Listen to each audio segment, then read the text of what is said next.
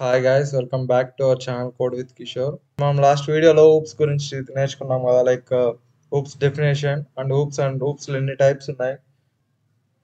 Okay, today ఈ వీడియోలో object అంటే ఏంది, క్లాస్ అంటే ఏంది నేర్చుకుందాం. సో ఫస్ట్, ఆబ్జెక్ట్ అంటే ఏందిరా అంటే మనం రియల్ వరల్డ్లో నార్మల్గా ఆబ్జెక్ట్ అంటే ఏంది, దాన్ని టచ్ చేసి ఫీల్ చేయగలిగితే అది ఆబ్జెక్ట్ అనమాట. లైక్ అది ప్రెజెంట్ అంటే మనం చూడగలగాలి, దాన్ని చూడగలగాలి, దాన్ని టచ్ చేస్తే మనకు ఒక ఫీల్ కలగాలి. సో దాన్ని ఆబ్జెక్ట్ అంటారు. సో దానికి ఆబ్జెక్ట్కి డెఫినేషన్ ఏంటంటే రియల్ టైమ్ ఎంటిటీ అనమాట, or instance of a class.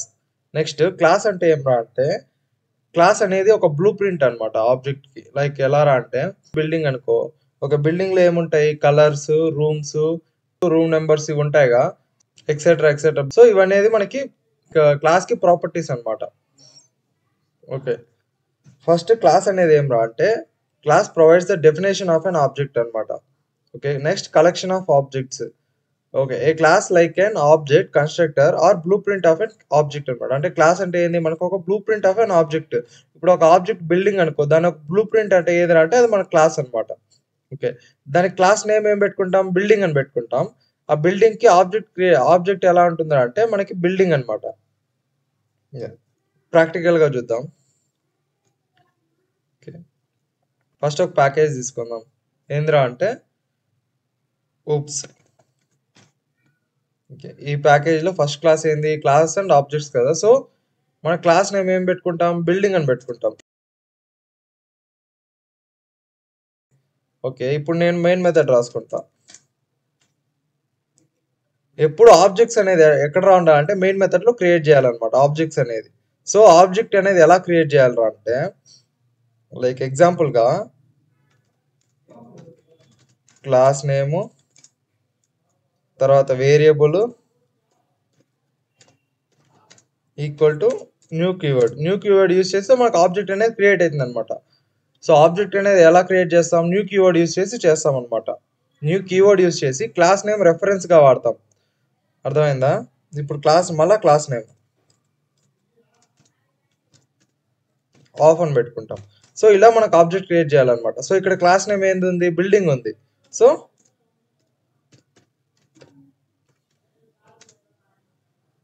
Building b1 equal to new building of.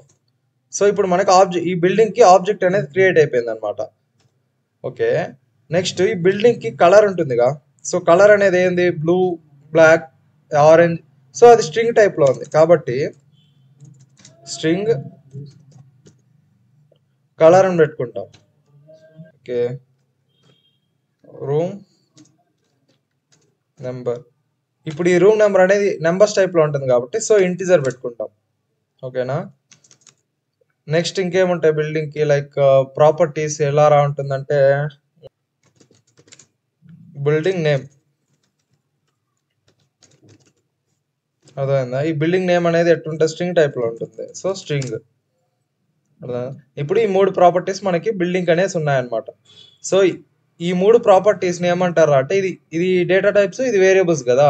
So దీన్ని ఇన్స్టెన్స్ వేరియబుల్స్ అంటారు అనమాట. Instance variable. ఇన్స్టెన్స్ వేరియబుల్ ఎక్కడ డిక్లేర్ చేస్తారంటే క్లాస్ కి లోపల, మెథడ్స్ కి బయట. సో ఇది మెయిన్ మెథడ్ కదా ఇది. సో ఈ మెథడ్ కి బయట, క్లాస్ కి లోపల ఉండేదాన్ని మనకి ఇన్స్టెన్స్ వేరియబుల్స్ అంటారు. ఓకేనా? ఇప్పుడు మనకి బిల్డింగ్ కి ఆబ్జెక్ట్ క్రియేట్ అయిపోయింది. ఈ కలర్ కి, రూమ్ నెంబర్ కి, బిల్డింగ్ కి మనం వాల్యూస్ ఇవ్వాలనుకుంటే ఇది ఎక్కడ ఉంది, బిల్డింగ్ అనే క్లాస్ లోపల ఉంది కదా. సో బిల్డింగ్ కి మనం ఆబ్జెక్ట్ క్రియేట్ చేసినాం. సో ఈ b1 లో ఈ మూడు ఉంటాయి కదా. ఇప్పుడు నేను డైరెక్ట్ గా కలర్ ఈక్వల్ టు బ్లాక్ అని పెట్టుకుంటా. ఇప్పుడు నాకు ఎర్రర్ చూపిస్తా ఉంది ఇక్కడ కలర్ కాడ. ఎందుకురా అంటే ఇదేమన్నా సరౌండెడ్ విత్ ట్రై క్యాచ్ అన్నా పెట్టాలి, లేదంటే స్టాటిక్ గా అన్నా పెట్టాలన్నమాట. సో లేకుంటే నాకు ఇది జావాకి తెలియట్లా ఇది ఎక్కడ నుండి వస్తుంది అనేసి. సో మనం చెప్తాను ఈ b1 డాట్ కలర్ అని పెడితే ఇప్పుడు నాకు ఎర్రర్ రాదనమాట. ఎందుకురా అంటే ఈ ఆబ్జెక్ట్ ఉంది కదా, ఈ బిల్డింగ్ క్లాస్ లోనే కదా మనకి ఈ మూడు ఉన్నాయి. సో ఈ బిల్డింగ్ క్లాస్ కి మనం ఆబ్జెక్ట్ క్రియేట్ చేసి ఈ ఆబ్జెక్ట్ లో ఏముంటది, ఇప్పుడు ఈ ఆబ్జెక్ట్లో ఈ 3 ఉంటాయి. ఆ మూడింటిని మనం యాక్సెస్ చేసుకోవచ్చు అనమాట ఇప్పుడు ఈజీగా. లైక్ ఇప్పుడు ప్రింట్ చేస్తే b1 డాట్ co కలర్. ఇప్పుడు నేను b1 డాట్ కలర్ని ప్రింట్ చేస్తే నాకేమొస్తుంది, బ్లాక్ ప్రింట్ అవుతుంది అనమాట. బ్లాక్ ప్రింట్ అయింది. సో ఇలా ఆబ్జెక్ట్ క్రియేట్ చేస్తాం అనమాట. వేరియబుల్స్ అనేది ఒక్కసారే ఇస్తాము. ఇప్పుడు నేను b2 డాట్ కలర్ ఇప్పుడు నేను ఇంకొక ఆబ్జెక్ట్ క్రియేట్ చేసుకుంటాను. ఆబ్జెక్ట్స్ అనేది ఎన్ని అయినా క్రియేట్ చేసుకోవచ్చు అనమాట ఒక క్లాస్కి. Building b2 equal to new building of.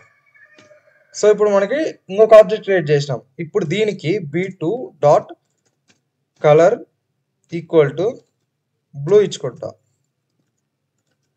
అర్థమైందా? ఇప్పుడు నేను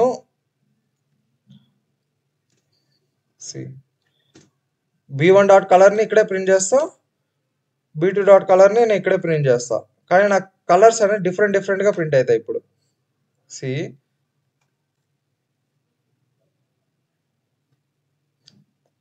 బ్లూ బ్లాక్ ఎందుకురా అంటే కలర్ అనేది ఒకే వేరియబులే, కానీ ఇక్కడ b2 అనేది ఆబ్జెక్ట్ క్రియేట్ అయినప్పుడు ఏం చేస్తుంది అంటే ఈ b2 లోపలనే మళ్ళా ఈ 3 వేరియబుల్స్ క్రియేట్ అవుతాయి అనమాట. ఆటోమేటిక్గా ఆబ్జెక్ట్ క్రియేట్ చేసినప్పుడు b2 లోపల ఇది తని ఒక ఆబ్జెక్ట్ లాగా తీసుకొని ఇందు లోపల మళ్ళా కలరు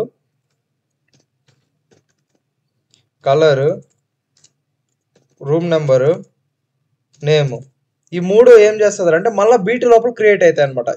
ఈ మూడిట్లో మన కలర్కి ఇక్కడ b2 డాట్ కలర్ అని పెడితే ఈ వాల్యూకి మనకు బ్లూ వాల్యూ పోతుంది అనమాట.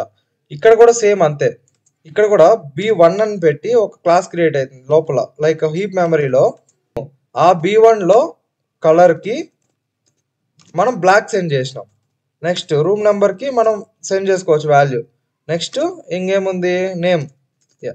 సో ఇది వేరు అనమాట. మనం ఎప్పుడైతే ఆబ్జెక్ట్ క్రియేట్ చేస్తామో అప్పుడు ఆటోమేటిక్గా ఈ ప్రాపర్టీస్ అనేది మనకి హీప్ మెమరీలో క్రియేట్ అవుతాయి అనమాట. ఆటోమేటిక్గా జావా అనేది క్రియేట్ చేస్తుంది.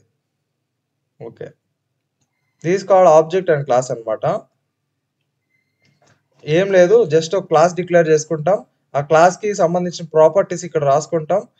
ప్రాపర్టీస్ తర్వాత మెయిన్ మెథడ్లో మనకి ఈ ఆబ్జెక్ట్ అనేది క్రియేట్ చేస్తాం అనమాట. ఈ క్లాస్కి ఇక్కడ class name b2 variable name new building of అనేది ఇది ఆబ్జెక్ట్ క్రియేషన్ అనమాట.